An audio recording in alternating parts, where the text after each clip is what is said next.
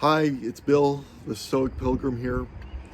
Um, my wife told me I should be getting some rest right now and taking a nap before dinner, but I'm going to disobey her this time because today I've been walking around the town and I've been thinking of a couple of Stoic statements that I've wanted to talk about.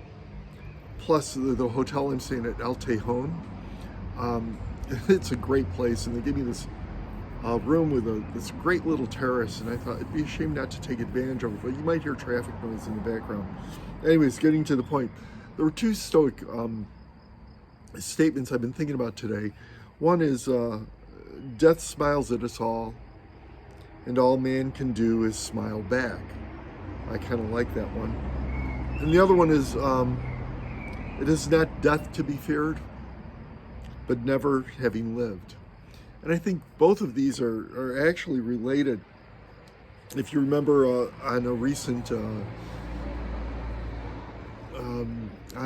video, I talked a bit about memento mori and the idea of remembering that we are mortal, that we're all going to die soon. And some people fear death, some don't. When my wife was in a Bible study years ago, there were some people in the Bible study who were talking like, I can't wait for Jesus to get back. It's going to be so wonderful. Jesus is going to come and we're all going to be taken away and we're going to be brought to the celestial kingdom and live in mansions of glory. And mansions of glory, by the way, is a Christian term that Bruce Springsteen picked up for his song. But we're all going to live in these mansions and it's going to be wonderful and it's going to be great and we're going to go on to this future life that's just going to be so beautiful. And some Christians actually look forward to it. They look forward to the next life. And, it's kind of funny because when you look at... I paused for the motorcycle. When you look at how people think of the afterlife isn't that much different than the current life. It's just really, really cool. Like, we're going to have mansions of glory, and and you see these very heart-rending images of like the first day in heaven, and you see people coming and grabbing each other and hugging, and you see it's like we're in a big, beautiful park. And we're all hugging and kissing, and we see Jesus, and we all hug and kiss Jesus, and that's kind of how they see it. And again, I'm an agnostic. I'm not a Christian, but a lot of Christian symbols come to mind when I think of some of these things. And it's like we have this vision of the heaven being this very, very super cool life, very similar to what we have here. I mean, the Muslims talk about 40 virgins and being greeted by 40 virgins, and it's all physically related. That's all the physical. And I think that's wrong. And I think it's wrong because it's thinking in the terms that we now think. And Wittgenstein had a friend once, and she was sick, and she said to him, I was sick as a dog. And Wittgenstein said, well, that's a ridiculous statement to make because you don't know what a dog feels like when it's sick. Okay. Or you don't know what a dog feels like. And it's kind of like, I was talking with somebody a couple days back on the Camino, and it's kind of like how a bat sees. Have you ever thought about how bats envision the world in which they live? The way we look around at the world, we use our eyes and we see things and color and things like that. But bats don't use their eyes, hence the term blind as a bat. They use sound. So how does a bat envision the world around them? I mean, the way we imagine it is that they bounce the sound off and they construct some sort of visual image in their head, which is kind of silly because a bat doesn't construct a visual image. But they have a different perception of the world because they perceive the world through a different means. It's like someone once said, well, yeah, if I could talk to the animals, I doubt we could understand one another because our experience of reality is so different. And And it's kind of like what the spiritual world is. The spiritual world is drastically different than the world in which we live. I mean, they asked Jesus about, some woman who was married to a guy, and then the guy died, and she got a brother, and then the brother died, and then she married the other brother, according to Jewish law, and they asked Jesus about, well, whose wife was she going to be? And Jesus said, you don't understand. In the next life, people aren't married or given in marriage. I'm not sure what the given in marriage part means, but okay, maybe they just don't give away their daughters the way they used to in the old days. But the whole idea of marriage just doesn't fit the spiritual world. And I think it's because the whole idea of the physical doesn't exist in the spiritual world. I mean, if I were to imagine like a really cool heaven, I kind of envision something like in Lord of the Rings, when you went to Elrond's house, the last homely house in the east or west or something, and it was kind of like the inside and the outside just kind of like melded, right? And there was the nature, and the rooms were very open, and lots of patios with furniture, and I kind of envisioned that, but more of a Greek sense, right? With these great columns and trees and vines that come right into the home, and the home is right in the outside, something like that. And I could envision myself hanging around with all the great authors and musicians, and we'd sit around and we'd play music. And if you're an artist, you understand what I mean when I say being in the flow, right? When you're playing a piece of music, you get into the flow where everything is just coming together right. And I envision the next life as being, playing music and writing books and getting together with Tolkien and with Hemingway and with Steinbeck and these guys, and we'll work on our books and talk to one another, and we'll refine the books more, and we'll refine them more, and it'll get better and better, and we're writing, and we're getting off on the vibes of one another, and getting into this whole, like, yeah, this is really good, and you're just in the flow. Same thing with the music, I'll be playing with the great musicians in the world, and we'll be playing this great music, and it's like, yeah, we're just in the flow, and it's just coming together and just coming together. Now, when I envision the spiritual world, though, take away the instruments, take away the actual sound. When we talk about the books, talk about refining the books from chapters and chapters to pages, and from pages to sentences. Or an entire book could be expressed in just like one sentence, but maybe even getting even better, just one word that's said just in the right way, that expresses the spirit of what you're trying to say. Just that one word.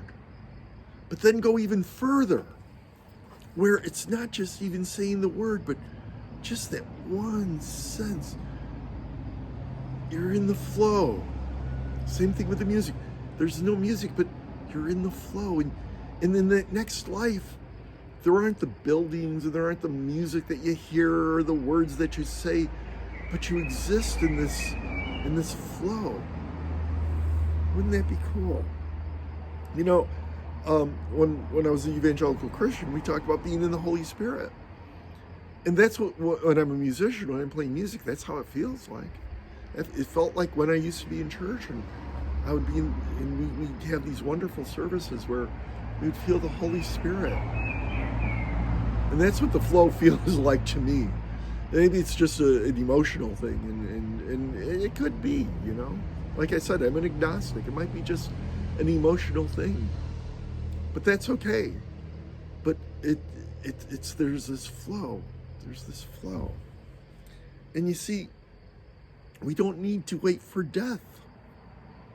We don't need to wait for death to be in that flow. That we can be in that flow now while we're alive. That we can exist and abide in that flow. To my Christian friends, I'd be talking about abiding in the Holy Spirit. That daily you're walking in the Spirit. That's what that means, to feel that Spirit of God. I had a friend, Alan, once, where he was constantly praying.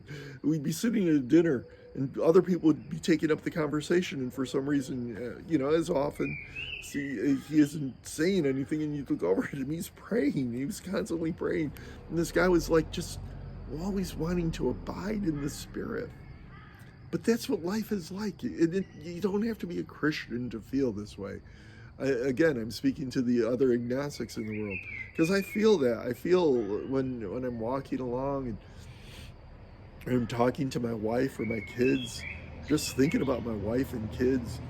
When I'm thinking about playing music, much less playing music. When I'm thinking about great literature, I feel that in me. I feel that flow. I'm abiding in that flow.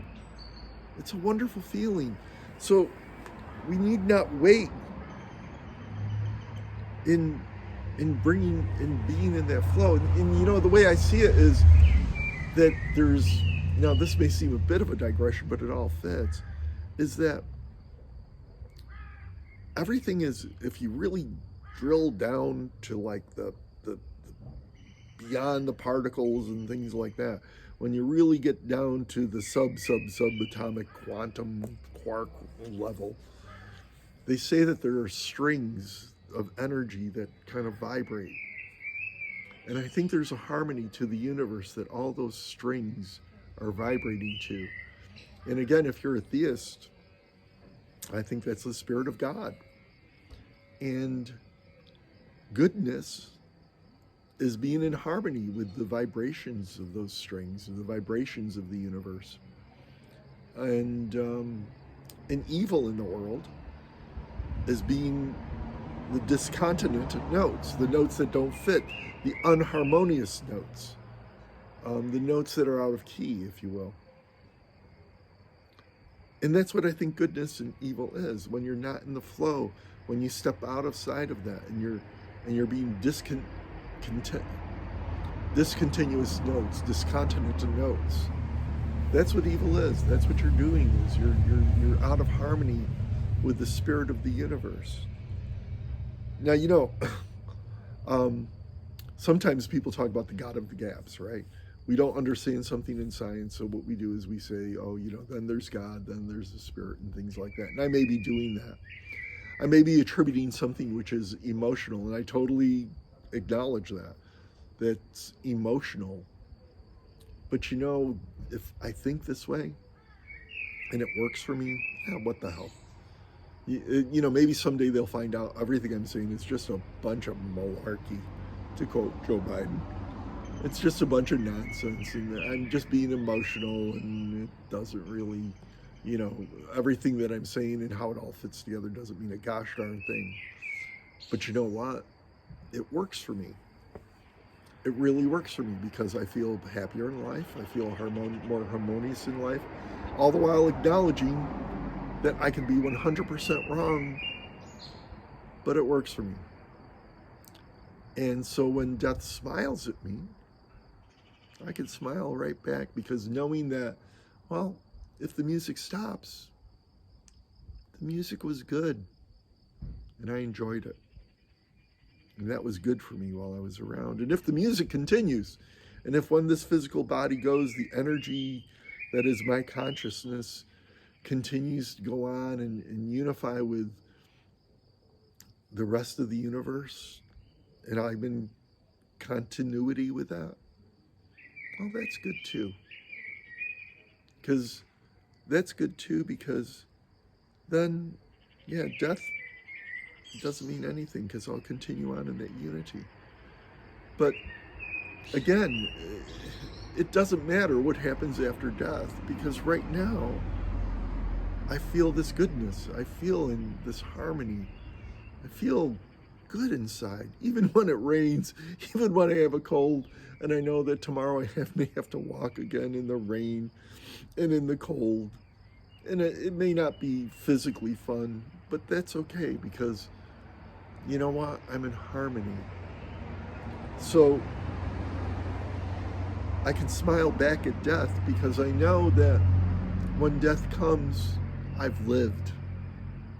So, to quote Marcus Aurelius, death smiles at all of us, But you know what? I can smile right back because I know when death comes for me, I know that I have lived. And I want you all to go out and maybe you don't want to walk the Camino, but whatever it is that makes you alive. Pickleball? My wife loves pickleball. I've never seen her so happy. Um, maybe it's your children. Oh, the way my daughter looks at her son. Maybe it's your grandchildren. Think of my sister-in-law and my brothers and how they look at their grandchildren and how they love their children. Maybe it's none of those other things. Maybe it's whatever that makes you happy. Playing music. Doesn't matter. Just make sure that before death comes for you, you've lived.